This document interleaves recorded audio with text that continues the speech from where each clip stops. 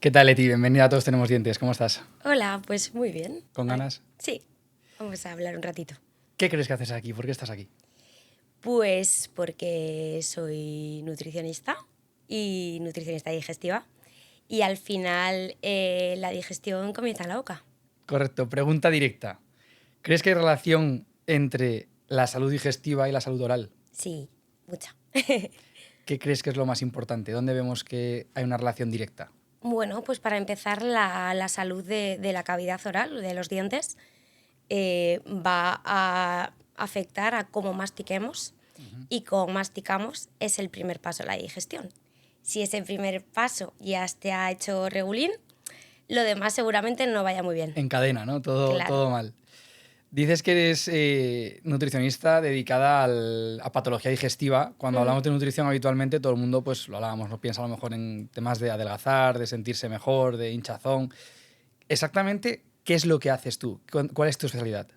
A ver, en consulta sobre todo acude gente con problemas digestivos pues de todo tipo, trastornos funcionales, intestino irritable, pues posibles celiaquías, y lo que se hace es un poco atender a las necesidades que se le plantea a estos pacientes, porque a veces se encuentran desubicados y no saben lo que comer, y bueno, ayudarles a que sus síntomas sean los menores posibles. Entiendo que cuando te enfrentas a un paciente nuevo en clínica con una patología digestiva X, tu batallón de preguntas tiene que ser tremendo. Sí, ¿En qué lugar está la odontología o la salud oral? ¿En qué punto la pones? siempre lo pregunto, siempre. Porque muchísimas veces a lo mejor te das cuenta de que a ese paciente le faltan piezas dentales, o a lo mejor puede que tenga mucha erosión dental, que puede ser síntoma de un reflujo, o aftas, que puede indicarnos que sea alguna celiaquía o alguna patología intestinal inflamatoria. Entonces, ver el estado de la boca y preguntar si tiene muchos empastes, si no. Bueno, es interesante y es que es fundamental a la hora de entender el caso. ¿Y cómo reacciona la gente cuando van a tu consulta de nutrición y empiezas a preguntarles, a lo mejor no en la primera pregunta, pero sí al principio, por su estado de salud? ¿Les sorprende o es como, no entiendo la relación? No, mucha gente se sorprende, sí, Ujú. sí, sí, sí. Es como, bueno, pero a ver, yo en la boca no me pasa nada, ¿no? O sea, ¿por qué me estás preguntando tú si yo a ti te vengo a consultar para otra cosa? Pero bueno, se lo explicas y la verdad es que luego también pues caen y empiezan a asociar cosas. ¿Crees que nos falta pedagogía? ¿Crees que le falta al paciente entender que la boca no es algo individual, la salud digestiva no es individual, sino que todo forma parte de lo mismo? Creo que sí, que a veces vemos como, pero también porque tenemos profesionales de salud, el traumatólogo, yo qué sé, el digestivo, tal, y no vemos la salud como algo integral. Creo que, bueno, cada vez más se está viendo, ¿no? Pero creo que nos falta un poco comprender que el cuerpo humano es un conjunto y no sistemas separados. Muchas veces hablamos incluso de pacientes en común, de, oye Iván, o Leti, tengo este paciente con esta patología o con esta medicación. ¿Cómo puede afectar pues, lo mío a lo tuyo, ¿no? Si mando esta medicación a este paciente con esta sintomatología, ¿cómo le puede afectar? ¿Crees que esta relación nutrición-odontología es habitual? Uy, yo creo que no es muy habitual, pero debería de serlo. Pues porque, yo qué sé, por ejemplo, cierta medicación, pues que puede que seque mucho la boca, ¿no? Y que el paciente pues tenga más caries y tal, porque tiene menos producción de saliva. O pues pacientes que les han hecho, yo te he preguntado un montón de veces, en plan, un implante, tal, pues ajustar un poco la alimentación a que metan bien las proteínas, que a veces dejan de poner nutrientes en el plato porque no saben cómo hacerlo. Entonces, A raíz de una conversación contigo, además, cuando, pues, de tema de implantes y de gente cómo se alimenta después de, me dijiste, oye, Iván, ¿y tú cómo tratas este tema en la consulta? Y dije, pues la verdad es que no le doy la importancia quizás que tiene. Entonces, desde entonces, cuando opero a alguien de implantes o una cirugía de reconstrucción ósea, alguna cosa heavy, la primera cosa que le digo es, a nivel de alimentación, no estás enfermo. Porque la gente automáticamente dice, dieta blanda. Claro, dieta blanda es, yo me los imagino, a cuchara, todo triturado y a los 3 días así, como sin fuerza, pero no por la cirugía en sí, sino porque la alimentación es mala o por lo menos demasiado débil. ¿Qué crees que tengo que decirles? Porque realmente yo le digo, no estás enfermo. ¿qué pueden comer? Bueno, que incluyan la proteína, porque se la dejan. Generalmente, cuando te dicen dieta blanda, ¿qué haces? Puré, Sí, ¿no? la Puré. carne te la fumas, o sea, la carne Claro. nada, ¿no? Entonces, poder incluir algo de proteína, ajustar la textura pues al nivel de masticación o al momento en el que esté esa persona, pues sería interesante. O meter proteína en polvo, yogures, meterle la proteína al puré. Muchas veces me encuentro que hay gente, pues molas del juicio que quitamos y entiendo que no tienen capacidad para masticar en 3 4 días algo sólido. Entonces, ¿qué le puedo recomendar? Que sea de cuchara o de fácil ingesta, pero que tenga todos los nutrientes o por lo menos la gran mayoría y que estén alimentados como debe ser. Bueno, tienes preparados ya comerciales que incluyen todo. Pero también lo que podemos hacer es hacer un puré de verduras, por ejemplo, y meterle allí una proteína en polvo. O como hacen con los críos, triturarle. Triturarlo Lo que todo, ¿no? pasa que Turmix. eso no sé yo cómo es organolépticamente. Ah, Sí, apetecible no suena. No apetece mucho. No suena. Pero bueno, ahora por ejemplo tenemos un montón de yogures de proteínas o batidos, que es, bueno, que es agradable, que se pueden comer fácil y te aseguro también que por lo menos esa parte se pueda incluir fácilmente. Yo me siento un poco mal porque después de las cirugías les doy el consejo de ¿tienes algún helado por casa? Pues hinchate, ¿sabes? Es como que les obligo a cómete todos los helados que quieras y no sé cuántos helados se comen en 24 o 48 horas, pero seguro que el consejo no es el mejor del mundo. Igual aprovechan un poco, ¿no? Yo creo que sí. A ver, tampoco pasa nada por comerte un helado de vez en cuando, pero igual un helado no es lo más interesante por el contenido en azúcar y que eso pues puede afectar también a la cicatrización de las heridas o bueno, simplemente que se quede el azúcar allí, baja mucho el pH y favorece que haya más caries. Entonces, yo creo que podemos dar otras opciones frías, porque Vale, entiendo que es vamos por a- eso, ¿no? Por lo Voy que a agua con hielo. por lo que tal, o Sí. una crema de verduras más fría, un gazpacho, un batido. Bueno, pero hay gente que se Pero abre los bueno, ojos, en plan, helado, pues venga, helado. no pasa nada, por tampoco incluir algo helado. ¿Crees que estamos en un punto de psicosis a nivel alimentaria? Me explico. Redes sociales, todos los días estamos viendo al chico, la chica fit, gente con más o menos estudios, no lo sé, que anuncia todo tipo de alimentación, ayunos, etcétera. Desde tu punto de vista, desde tu consulta, ¿crees que hay psicosis con los alimentos y la alimentación? No psicosis así llamada, pero creo que hay tanta información que desinforma. Qué bueno. Entonces, hay tanta gente hablando de cosas que afectan a la salud sin ningún pudor, ¿no? Del daño a lo mejor que le puedas hacer a una persona, que creo que habría que regularlo de alguna manera, porque es una pasada las auténticas barbaridades que puedes escuchar. Y claro, si no tienes un criterio o un filtro, es muy difícil discernir que sí y que no. El problema de regular redes es que es como ponerle puertas al campo. O sea, me parece imposible, pero sí que es cierto que hay que hacer como una contra red social, que es pedagogía. Al final, por cada persona que dice una barbaridad, tenemos que estar nosotros como para intentar contextualizar. Sí, al final es como un poco intentar desmentir todo el rato, ¿no?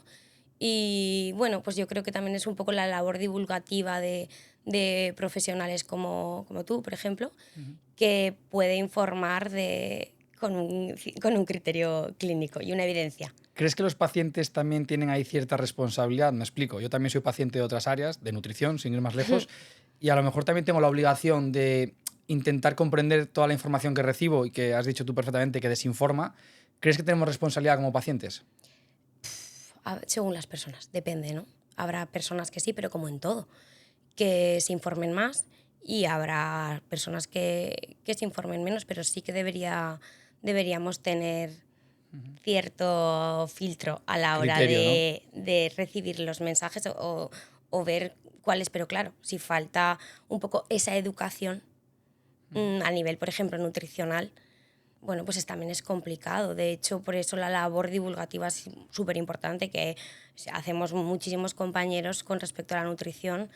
Bueno, pues dar un mensaje no tan sensacionalista, ¿no? Y más real, que a veces vende es menos, más feo. seguramente. Claro, Vende menos. vende menos, pero es que es la realidad. Tú llevas años haciéndolo, de hecho en redes, en televisión, llevas años intentando esa labor divulgativa. Sí, la verdad es que creo que es importante, porque, bueno, pues al final todos los días comemos. Ujú. Y la salud, pues en gran medida, depende de lo que comamos.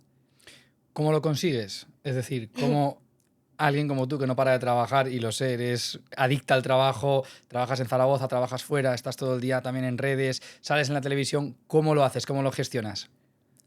Es una cosa detrás de otra. A veces cuesta, ¿eh? Pero bueno, al fin y al cabo es que si te gusta tu trabajo también es más fácil de llevar. Entonces no te cuesta tanto esfuerzo. Pero sí que es verdad que soy humana como todo el mundo y a veces es como, uf, también es necesario parar, ¿eh?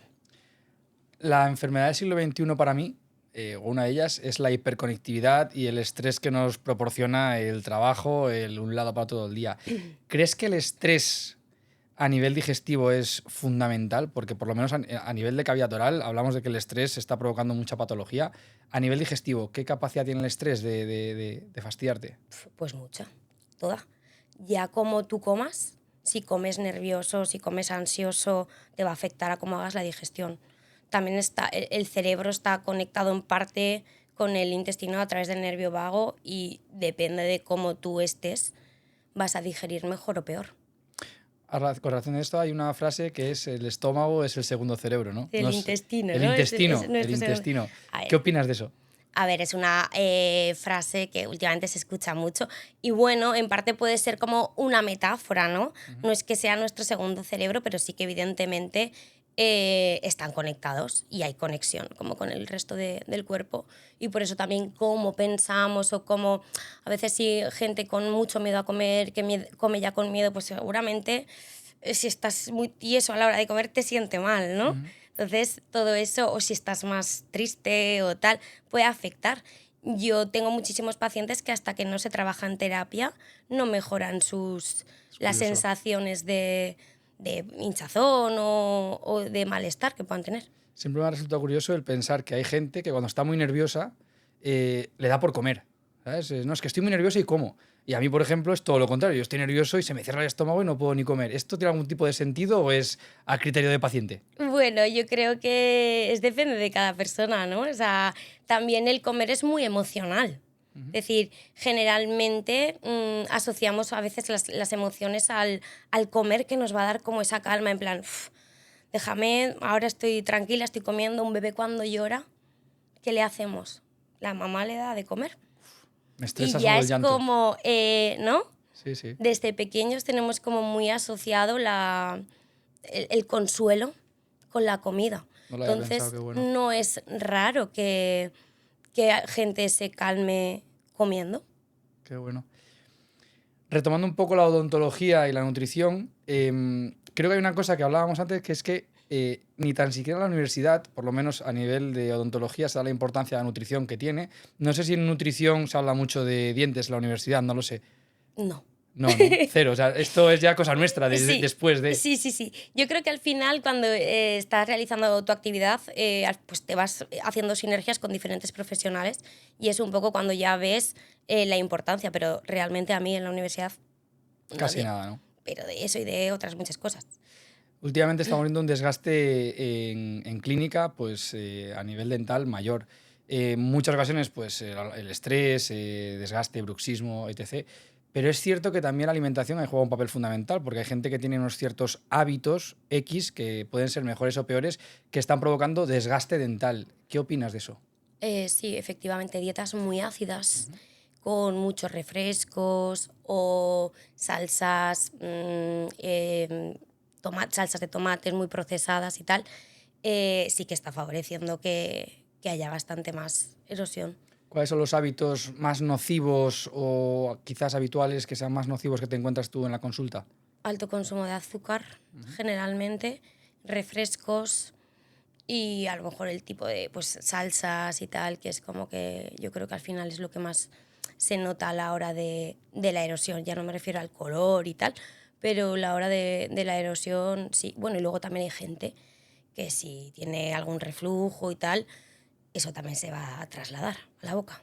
Yo me he encontrado, no soy capaz de diagnosticarlo, seguramente te los derivo a ti, pero a veces por la boca yo puedo ver exactamente si hay un tipo de patología digestiva. ¿Por qué? Por la erosión. Por ejemplo, personas con un reflujo alto, pues que algún caso me he encontrado de recién operadas de una reducción de estómago, que sabes que hay una descompensación, un reflujo mayor, de repente en cuestión de 6 meses tienen unas caries bestiales en la boca, una erosión por la parte palatina tremenda. ¿Esto cómo lo gestionáis vosotros? Bueno, pues al final y al cabo es eso, a lo mejor es un trabajo interdisciplinar, pues tú puedes ver a un paciente que tiene un reflujo, acude a la consulta y le ayudamos a comer para evitar que tenga tanta sensación de reflujo. Uh-huh. ¿Cómo gestionas tú el estrés? ¿Qué haces para liberar? Y yo voy a terapia y hago deporte. Recomendación, ¿no? Sí.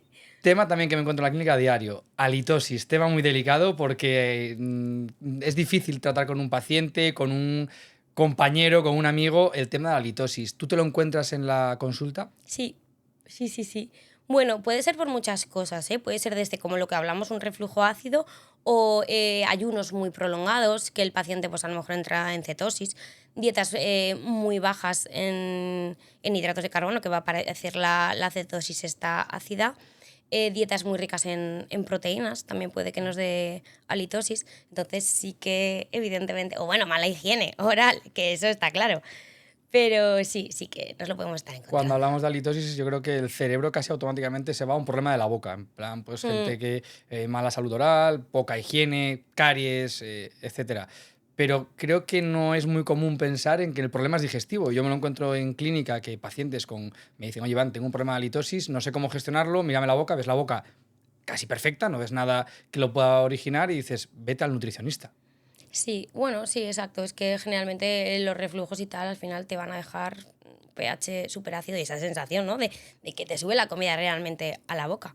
Y sí, que puede estar ahí. Hay veces que gente que tiene reflujo y es un reflujo nocturno y no se da cuenta, no es consciente que Pero lo está por la teniendo. mañana, horrible, ¿no? El sufrimiento del paciente y Y de quien de su tenga al compañero o lado. compañera. Sí.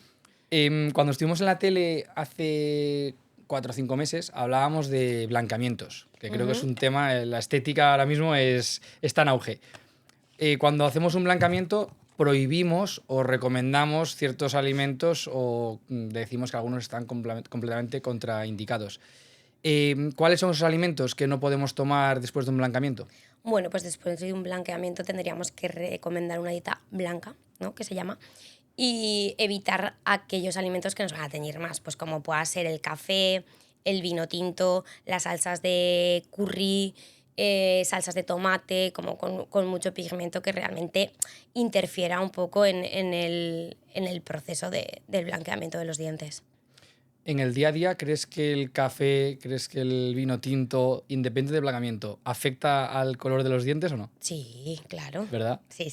Cuando ves uno y dices, eres cafetero, ¿verdad? Sí, soy muy cafetero. Afecta, sí. Sobre todo el estar todo el rato tomando café. O sea, no es lo mismo tomarte un café y lavarte los dientes que estar todo el rato con el té. El té también mancha mucho y es normal estar con un termo de té y entonces todo el rato está en contacto con la boca y sí que afecta. Sí, nos encontramos en la clínica a diario eso. Gente que a lo mejor que es otro hábito, que no lo tienes presente como algo negativo, pero sí que pues, te tomas un té como si fuese algo sencillo y al final la boca lo sufre con el paso, Sí, de los días. se nota, sí. ¿Tú qué tomas en tu día a día? ¿Mucha agua? ¿Tomas café? Tomo agua, pero soy muy de café. Eres muy cafetera. Ese secreto sí que... Sí. Me gusta muchísimo el café y soy de café. Me cuesta quitarlo, ¿eh? A mí también. Para mí es imposible. ¿Pero es igual el café que el café con leche? A ver, bueno, si ponemos la misma cantidad de café, ¿no? Es igual, ¿no? Pero para los dientes es igual. Pues no sé qué responderte, la verdad. Yo creo que sí que es lo mismo. Tienes que pensar que sí. Sí que es verdad que la leche, bueno, pues una leche Reduce vaca un tiene poquito, ¿no? calcio, ¿no? También me va a bajar un poquito ese pH. No lo sé, nunca lo había pensado, la verdad. Ahora que Hay me lo gente que me lo pregunta y digo, tómalo con leche mejor. Bueno, me puedo enterar mejor. Tengo pacientes que beben agua con limón por las mañanas en ayunas. No sé si esto es una receta de algo tremendamente bueno o es algo letal. Se puso también un poco de moda, ¿no? Que para adelgazar, agua con limón. Ahora también, bueno, pues a algún paciente sí que le podemos recomendar, pues para gente a lo mejor con estreñimiento, ¿no? Pues para mejorar un poco la digestión. Pero no sé, a nivel de los dientes, no sé si te gusta mucho esa recomendación, ¿no? No, porque además después de tomar agua con limón como no gusta mucho, te cepillas los dientes. Entonces estás metiendo ese agente abrasivo que es el limón con el cepillado, entonces es una erosión perfecta para el esmalte. Hay que esperar, ¿verdad? Sí, al menos media hora. Efecto tampón, sí. Media horita que por lo menos tu saliva trabaje un poco, entonces cepillarte los dientes. Eso de comer o beber un refresco o tomar un café y cepillarte al momento, aunque pueda parecer a priori algo positivo, es todo lo contrario, es muy negativo. Entonces, media horita aproximadamente después de comer para cepillarnos los dientes. Entiendo que eso también lo recomiendas tú en consulta, ¿no? Sí, Te lo algo preguntan debería. mucho. ¿Cuál crees que es el problema que te encuentras en consulta derivado de la boca, falta de piezas, caries, que más te afecta a ti a nivel de patología digestiva? Yo creo que bueno, derivado de la vaca, pues a lo mejor la dificultad de masticación. Hay gente que no mastica bien, entonces pues ya lo que hemos hablado antes, pues va a empezar desde ahí. Y luego, pues por ejemplo, ya estoy todo el rato con el tema del reflujo, pero es que es como muy recurrente de gente que tiene como mucho reflujo ácido. Sí que es cierto que al final toda esa salud oral empeora muchísimo. A lo mejor también se ven muchas aftas y tal, o encías inflamadas. Totalmente. Eso también hace que la digestión ahí, ese paso, esté peor. ¿El reflujo es algo muy común entre nosotros? Porque hablas con la gente y todo el mundo conoce a alguien con reflujo y demás, que lo dejan en un segundo plano, pero creo que es algo... No es raro, o sea, esa es común, no te diría que habitual, no deberíamos de tener, pero sí que es bastante Luchas común. contra ello a diario, ¿no? A ver, realmente mucha gente tiene hernia de hiato, tal, o bueno, a veces es simplemente pues porque nos comemos muchísimo y luego te tumbas. Pues allí sí que estás favoreciendo que haya... Ponte que espera para tumbarse, esto es como cepillarse. Que haya reflujo. Pues depende de lo que hayas comido, ¿no? Cena Si copiosa. te has llenado un montón y te tumbas, pues lo más probable es que el contenido estomacal acabe yendo un poquito hacia arriba y tengas más facilidad para que se te suba. Vamos, que comida copiosa un sábado, un domingo y siesta, reñido. Bueno, sí, la verdad es que una comida copiosa, como es más alta en grasa, generalmente cuesta más la digestión, ¿no? Pero también da esa sensación de, me quiero tumbar porque, madre mía, estoy ya... Estamos en casi Navidad, cenas de empresa, comidas de amigos. ¿Qué recomendaciones das a la gente para estas fiestas? Normalidad y equilibrio. Has dicho dos palabras que parecen sencillas, pero en diciembre es lo menos habitual. Bueno, también tenemos que ser conscientes de que en Navidades hay todos los años y es normal que se coma más cantidad o cosas diferentes porque se celebra, nosotros celebramos con comida. Y creo que no hay que agobiarse tanto. Por madre mía, llega la Navidad, lo que vamos a comer. Bueno, pues genial que puedes celebrar la Navidad, ¿no? Entonces, bueno, tu rutina habitual todos los días y los días de cenas, comidas, etcétera, disfrutarlas con normalidad. Creo que tienes escondido algún truco y nos va a interesar a todos para la resaca. Alguna vez lo hemos hablado. ¿Cómo se combate la resaca desde el punto de vista nutricional? Primero, no bebiendo. Bien, Eso por supuesto. Eso es lo más inteligente. Y si te ha ido ya de las manos, hidrátate, porque al final la resaca se produce por una deshidratación. Y podríamos incluir electrolitos, sales, o por ejemplo frutas como el potasio, que van a tener, frutas como el plátano, que va a tener mucho potasio, y pues verduras crudas, o sea, interesante para meter el agua por esa parte, ¿no? Y los electrolitos y minerales con eso. Pero hidratarse mucho. Básicamente es hidratarse, pero con agua. Sí. Que la hidratación del día anterior no cuenta. El día anterior ya... Es deshidratación. Es deshidratación, se acabó. Yo creo que ahora en diciembre hay mucha deshidratación por las cenas de empresa, que son peligrosas. No se deshidratan un poquito ahí. ¿Qué planes tienes, Leti? ¿Cuál es tu siguiente plan laboral? Sé que no paras, entonces, ¿qué es lo que tienes en mente ahora? Bueno, realmente me gustaría ampliar el equipo y trabajar con más gente y dedicarme yo más a la parte de nutrición digestiva y coger a otros profesionales que abarquen también otras áreas como la deportiva, que me parece súper interesante y me gusta mucho, pero evidentemente ahora yo estoy más centrada en lo otro. Como deportista tú eres también top, compites, ahora te vas a competir de hecho. Sí, me voy la semana que viene, sí. Hombre, yo creo que también es importante la nutrición en el deporte, ¿no? Pero al final creo que se da poco valor a la nutrición de patología digestiva y creo que es fundamental. Bueno, cada vez más, porque cada vez la gente es más consciente y estamos viendo más problemas. O sea, es muy recurrente, ¿no? ¿Cuánta gente has escuchado tú de, es que esto me sienta mal, es que yo creo, hay muchos mitos. Uy, el gluten, me sienta mal el gluten, no sé qué, la lactosa, pues me he quitado. Entonces, cada vez creo que hacemos más falta. ¿Tienes que desmentir muchos mitos a diario en consulta? Sí. ¿Cuál es el tópico 1? Me he quitado el gluten. Me he quitado el gluten. Me he quitado.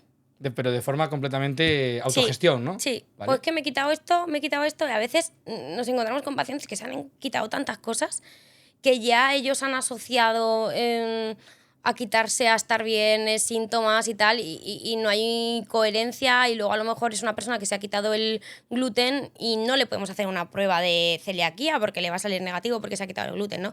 Entonces, por favor, asesoraos antes de empezar a quitaros cosas. Yo siempre digo que no es quitarse cosas, sino a lo mejor es incluir otras que no metemos. ¿Se ha demonizado el gluten? Sí. ¿Tú no lo crees? Creo que sí, todo el mundo ahora conoce a alguien que es celíaco o intolerante, que es como un pelín menos, no soy celíaco, pero soy Bueno, la intolerante. intolerancia al gluten no existe, existe la celiaquía o la sensibilidad al gluten no celíaca. Y sí, o sea, se ha puesto de moda. ¿Crees sí. que hay negocio detrás? Pues a lo mejor.